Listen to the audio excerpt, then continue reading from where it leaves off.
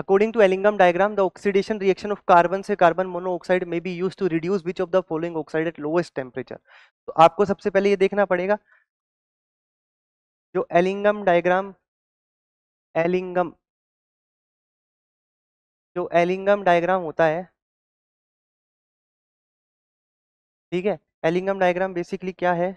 Ellingham diagram delta G versus temperature का क्या है, एक कर्व है। डेल्टा जी अगर आप ऊपर जा रहे हो तो आप पॉजिटिव की तरफ जा रहे हो, डेल्टा जी नीचे जा रहे हो तो आप नेगेटिव की तरफ जा रहे हो, ठीक है। यानी जो रिएक्शन जितना नीचे कैरिड आउट होगी उतनी स्पॉन्टेनियस होगी, जैसे जैसे ऊपर जाएंगे वो नॉन स्पॉन्टेनियस की तरफ बढ़ेगी, यानी वो रिएक्शन जल्दी से कैरिड आउट नहीं होना चाहेगी, ठीक है। तो आगे देखो, तो डेल्टा जी अगर नेगेटिव होगा तो यहाँ पे जो चारों ऑप्शन दिए गए हैं इसको अगर आप एलिंगम डायग्राम में देखते हो तो एक रफ आइडिया बना रहे हैं, जस्ट एक रफ अप्रोच अपन लेके चल रहे हैं कि जो सबसे नीचे जो रिएक्शन मिलेगी वो आपको मैग्नीशियम की मिलेगी, उसके ऊपर आपको मिलेगी Al2O3 वाली रिएक्शन, उसके ऊपर आपको मिलेगी ZnO की रिएक्शन, और सबसे ऊपर आपको मिलेगी Cu2O की रिएक्शन, जो कि क्या है टूवर्ड्स,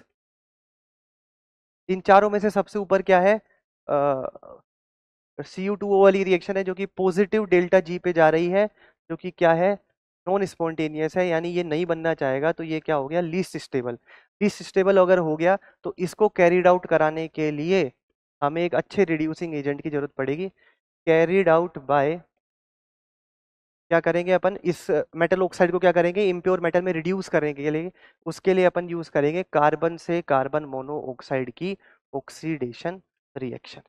ठीक है। अब बेसिकली यहाँ पे समझना है काम क्या हो रहा है, कार्बन से कार्बन मोनोऑक्साइड बन रहा है, यानी खुद का क्या करा रहा है ऑक्सीडेशन करा रहा है, दूसरों को क्या करेगा रिडक्शन, तो एक अच्छा रिड्यूसिंग एजेंट हो गया। तो कार्बन की हेल्प जो कि एक अच्छा रिड्यूसिंग एजेंट है कोक, वो क्या करेगा मेटल ऑक्साइड को इम्प्योर मेटल में क्या कर देगा कन्वर्ट कर देगा। एलिंगम डायग्राम यही बोलता है कि नीचे वाला जो एलिमेंट होगा कोक कहीं नीचे आएगा, वो अपने से ऊपर वाले एलिमेंट के मेटल ऑक्साइड को रिड्यूस कर देगा किसमें इम्प्योर मेटल में, यानी ये सबसे ज्यादा लीस्ट स्टेबल है। तो इसका रिडक्शन करने के लिए हम कार्बन से कार्बन मोनोऑक्साइड की रिएक्शन का यूज कर सकते हैं, इसीलिए ऑप्शन नंबर बी Cu2O क्या हो जाएगा इसका करेक्ट आंसर हो जाएगा, ठीक है।